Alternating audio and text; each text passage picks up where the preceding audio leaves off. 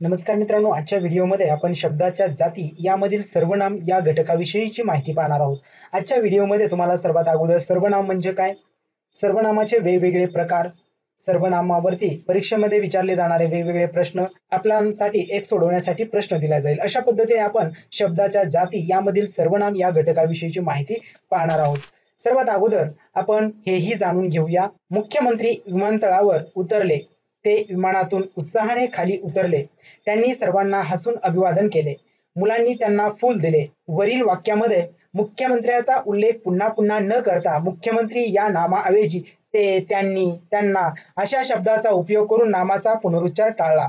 नामाचा पुनरुच्चार किंवा पुनर्वापर टाळण्यासाठी सर्व प्रकारच्या नामाच्या जागी येणाऱ्या विकारी शब्दाला सर्वनाम असे म्हणतात.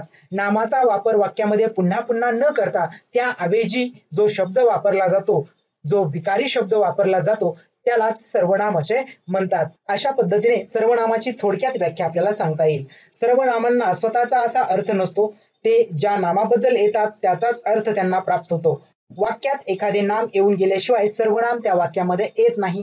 या दोन गोष्टी आपण लक्षात ठेवायच्या आहेत.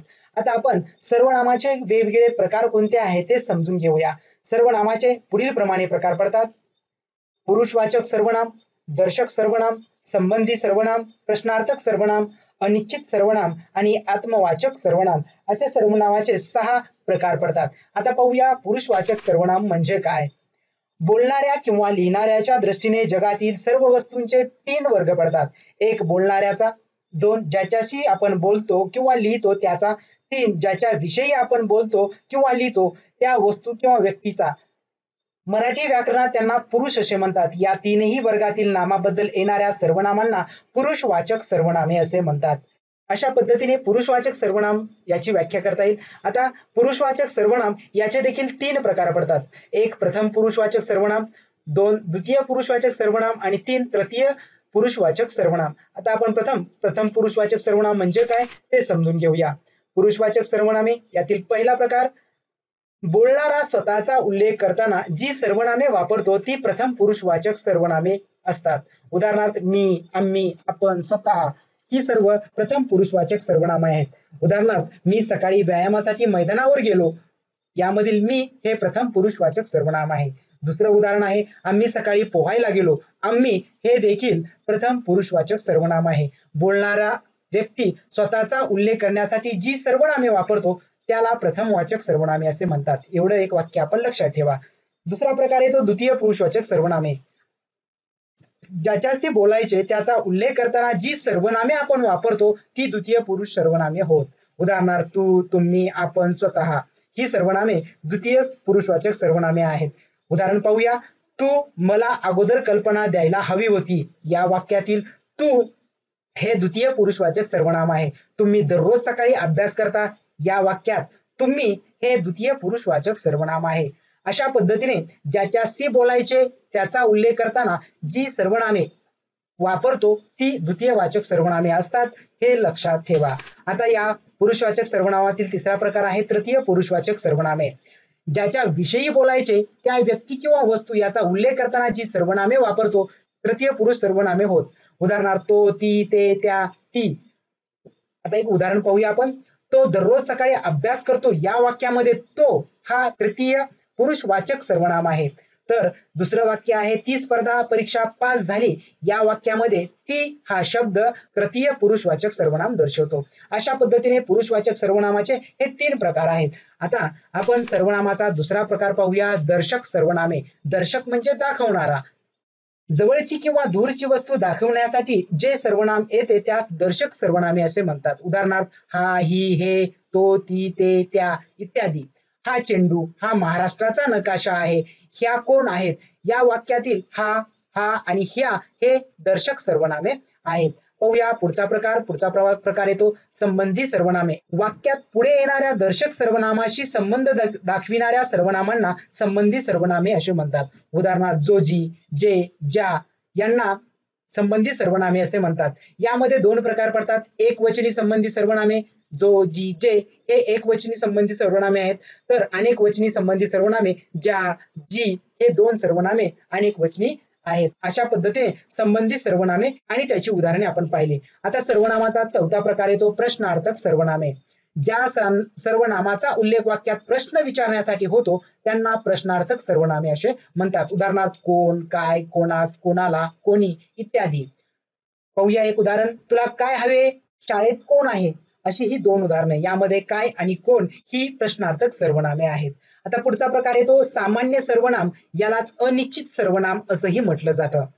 कोण, काय ही सर्वनामे वाक्यात प्रश्न विचारण्यासाठी न येता ती कोणत्या नामाबद्दल आली आहेत हे निश्चितपणे सांगता येत नाही, तेव्हा त्यांना अनिश्चित सर्वनामे असे म्हणतात. उदाहरणार्थ त्या पेटीत काय आहे, कोणी कोणास हसू नये, या दोन वाक्यात जर आपण विचार केला तर या ठिकाणी काय हे सर्वनाम अनिश्चित गोष्ट दाखवतं. त्या पेटीत काय आहे हे आपल्यालाही माहिती नाही, म्हणजे अनिश्चित गोष्ट दाखवण्यासाठी, अनिश्चित वस्तू दर्शवण्यासाठी या ठिकाणी वापरलेलं आहे, म्हणून ते सामान्य सर्वनाम किंवा अनिश्चित सर्वनाम आहे. सहावा प्रकार येतो आत्मवाचक सर्वनामे. आपण या सर्वनामाचा अर्थ जेव्हा स्वतः असा होतो तेव्हा ते आत्मवाचक सर्वनाम असते. याला स्वतः वाचक सर्वनाम असेही म्हणतात. उदाहरणार्थ मी स्वतः त्याला पाहिले, तू स्वतः मोटार हाकशील का. 3 तो आपणहून माझ्याकडे आला, तुम्ही स्वतःला काय समजता. अशा पद्धतीने या वाक्यामध्ये स्वतः, आपण, स्वतः हे शब्द आत्मवाचक सर्वनामे आहेत. आता आपण थोडक्यात सर्वनामाचे प्रकार आणि त्यांची उदाहरणे पाहूया. मराठीत मूळ सर्वनामे 9 आहेत. मी, तू, तो, हा, जो, कोण, काय, आपण आणि स्वतः ही 9 मूळ सर्वनामे आहेत. पाहूया प्रथम पुरुषवाचक सर्वनामे. मी, आम्ही, तू, तुम्ही, तो, ती, ते, त्या आणि ती ही सगळी पुरुषवाचक सर्वनामे आहेत. सर्वनामाचा दुसरा प्रकार येतो दर्शक सर्वनामे. यामध्ये हा, ही, हे, ह्या, ही, तो, ती, ते, त्या, ती अशी ही काही दर्शक सर्वनामे आहेत. तिसरा प्रकार येतो संबंधी सर्वनामे. यामध्ये जो, जी, जे, ज्या, जी अशा पद्धतीची सर्वनामे ही संबंधी सर्वनामे असतात. चौथा प्रकार येतो प्रश्नार्थक सर्वनामे. यामध्ये कोण आणि काय या दोन सर्वनामाचा समावेश होतो. पाचवा प्रकार येतो सामान्य किंवा अनिश्चित सर्वनामे. यामध्ये कोण आणि काय याचा समावेश होतो. आत्मवाचक सर्वनामे. यामध्ये आपण, स्वतः या दोन सर्वनामाचा समावेश होतो. अशा पद्धतीने थोडक्यात सर्वनामांचे प्रकार आणि त्यामध्ये येणारी सर्वनामे आपण पाहिली. आता मित्रांनो, आपण सर्वनाम या घटकावरती वेगवेगळ्या परीक्षेमध्ये कोणकोणत्या प्रकारचे प्रश्न विचारले जातात ते थोडक्यात अभ्यासूया. पाहूया पहिला प्रश्न. प्रश्न पहिला, सचिन क्रिकेट खेळतो डॅश डॅश लिटल मास्टर म्हणतात. या ठिकाणी रिकाम्या जागा भरा असा प्रश्न दिलेला आहे. त्यासाठी पर्याय आहेत तिला, ती, त्याला, तू. आपल्याला या दिलेल्या पर्यायापैकी कोणतं सर्वनाम त्या ठिकाणी बसतं हे आपल्याला लिहायचं आहे आणि याचं अचूक उत्तर आहे त्याला. सचिन क्रिकेट खेळतो त्याला लिटल मास्टर म्हणतात. पाहूया पुढचा प्रश्न. प्रश्न दुसरा, ज्याने करावे त्याने भरावे अधोरेखित सर्वनामाचा प्रकार ओळखा. आणि यासाठी पर्याय आहेत 1 दर्शक सर्वनाम, 2 संबंधी सर्वनाम, 3 आत्मवाचक सर्वनाम, 4 पुरुषवाचक सर्वनाम. आणि या प्रश्नाचं उत्तर आहे संबंधी सर्वनाम. पाहूया प्रश्न तिसरा. प्रश्न तिसरा, कोण ही गर्दी या वाक्यातील अधोरेखित सर्वनामाचा प्रकार ओळखा. या ठिकाणी कोण ह्या शब्दाला अधोरेखित केलेलं आहे. यासाठी पर्याय आहे धातुसाधिक सर्वनाम, प्रश्नार्थक सर्वनाम, दर्शक सर्वनाम की सामान्य सर्वनाम. आणि या प्रश्नाचं उत्तर आहे सामान्य सर्वनाम. पाहूया पुढचा प्रश्न. प्रश्न 4 या उत्तराचं आपण स्पष्टीकरण पाहूया. प्रश्नार्थक सर्वनाम प्रश्न विचारण्यासाठी न येता कोणत्या नामाबद्दल आले आहे हे निश्चित सांगता येत नाही, त्यामुळे कोण हे सामान्य किंवा अनिश्चित सर्वनाम आहे. पाहूया पुढचा प्रश्न. प्रश्न 4 हा मुलगा हुशार आहे अधोरेखित नामाचा प्रकार ओळखा. यासाठी पर्याय आहेत 1 दर्शक सर्वनाम, 2 संबंधी सर्वनाम, 3 आत्मवाचक सर्वनाम की 4 पुरुषवाचक सर्वनाम. आणि याचं उत्तर आहे हा हे दर्शक सर्वनाम आहे. पाहूया या प्रश्नाचं स्पष्टीकरण. हा या सर्वनामाने कोणता मुलगा हुशार आहे ते दर्शविले आहे. जवळची अथवा दूरची वस्तू दाखवण्यासाठी येणाऱ्या सर्वनामाला दर्शक सर्वनाम असे म्हणतात. पाहूया पुढचा प्रश्न. प्रश्न 5 त्याने आपण होऊन चूक कबूल केली अधोरेखित सर्वनामाचा प्रकार ओळखा. या ठिकाणी आपण या शब्दाला अधोरेखित केलेला आहे. याचे पर्याय आहेत 1 पुरुषवाचक सर्वनाम, 2 द्वितीय पुरुषवाचक सर्वनाम, 3 आत्मवाचक सर्वनाम की 4 अनिश्चित सर्वनाम. आणि या प्रश्नाचं उत्तर आहे आत्मवाचक सर्वनाम. स्वतः या अर्थी आपण हे सर्वनाम आले आहे म्हणून आत्मवाचक सर्वनाम हे उत्तर बरोबर आहे. पाहूया पुढचा प्रश्न. प्रश्न 6वा. कोणी यावे कोणी जावे अधोरेखित शब्दाचे सर्वनाम ओळखा. या ठिकाणी कोणी या शब्दाला अधोरेखित केलेला आहे, माझ्याकडून ते राहिलेलं आहे. कोणी यावे कोणी जावे या अधोरेखित शब्दाचे सर्वनाम ओळखा. आणि यासाठी पर्याय आहेत संबंधी सर्वनाम, सामान्य सर्वनाम, दर्शक सर्वनाम की अनिश्चित सर्वनाम. आणि याचं उत्तर आहे सामान्य सर्वनाम. त्यालाच अनिश्चित सर्वनाम असे म्हणतात. कधी कधी दोन पर्याय देखील अचूक असू शकतात. पाहूया पुढचा प्रश्न. पुढचा प्रश्न. खालीलपैकी कोणत्या वाक्यात द्वितीय पुरुषवाचक सर्वनाम वापरले आहे. यासाठी पर्याय आहेत. 1. तो आपणहून माझ्याशी बोलला. 2. आपण आत जाऊया. 3. आपण आत यावे. की 4. आपण खूप शहाणे आहोत. या 4 वाक्यापैकी कोणत्या वाक्यामध्ये द्वितीय पुरुषवाचक सर्वनाम वापरले आहे ते आपल्याला ओळखायचं आहे. आणि या प्रश्नाचं उत्तर आहे आपण आत यावे. पर्याय क्रमांक 3 मध्ये द्वितीय पुरुषवाचक सर्वनाम वापरले आहे. पाहूया पुढचा प्रश्न. प्रश्न 9वा. ही माझी शाळा आहे अधोरेखित शब्दाचा सर्वनाम प्रकार ओळखा. यासाठी पर्याय आहेत संबंधी सर्वनाम, आत्मवाचक सर्वनाम, दर्शक सर्वनाम की 4 सामान्य सर्वनाम. आणि या प्रश्नाचं उत्तर आहे दर्शक सर्वनाम. ही म्हणजे दाखवण्यासाठी, दर्शवण्यासाठी ही हे सर्वनाम वापरलं आहे, म्हणून दर्शक सर्वनाम आहे. पाहूया पुढचा प्रश्न. प्रश्न 10वा. आपण आज गावी जावे अधोरेखित शब्दाचा सर्वनाम प्रकार ओळखा. आणि यासाठी पर्याय आहेत. 1. अनिश्चित सर्वनाम, 2. प्रथम पुरुषवाचक सर्वनाम, 3. तृतीय पुरुषवाचक सर्वनाम की 4 प्रथम पुरुषवाचक सर्वनाम. आणि याचं उत्तर आहे द्वितीय पुरुषवाचक सर्वनाम. प्रश्न 11वा पाहूया.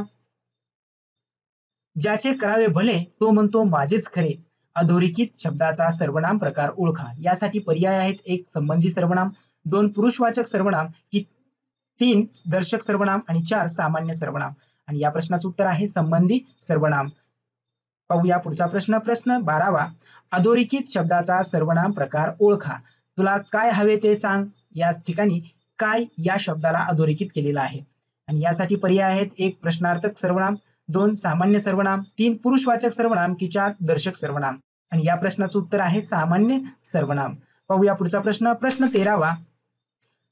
आपण या सर्वनामाचा प्रकार ओळखा. 1. फक्त प्रथम पुरुषवाचक सर्वनाम, 2. फक्त द्वितीय पुरुषवाचक सर्वनाम, 3. फक्त आत्मवाचक सर्वनाम की 4 प्रथम द्वितीय आत्मवाचक सर्वनाम. आपण या सर्वनामाचा प्रकार कोणता. आणि या प्रश्नाचं उत्तर आहे प्रथम द्वितीय आत्मवाचक सर्वनाम. प्रश्न 14वा. ज्यांनी स्पर्धेत भाग घेतला आहे त्यांनी चांगली तयारी करावी अधोरेखित शब्दाचा सर्वनाम प्रकार ओळखा. या ठिकाणी ज्यांनी या शब्दाला अधोरेखित केलेला आहे. या प्रश्नासाठी पर्याय आहेत संबंधी सर्वनाम, अनुसंबंधी सर्वनाम, आत्मवाचक सर्वनाम की 4 दर्शक सर्वनाम. आणि या प्रश्नाचं उत्तर आहे संबंधी सर्वनाम. पाहूया पुढचा प्रश्न. प्रश्न 15वा. मामाच्या गावी कोण जाणार आहे. कोण या सर्वनामाचा प्रकार ओळखा.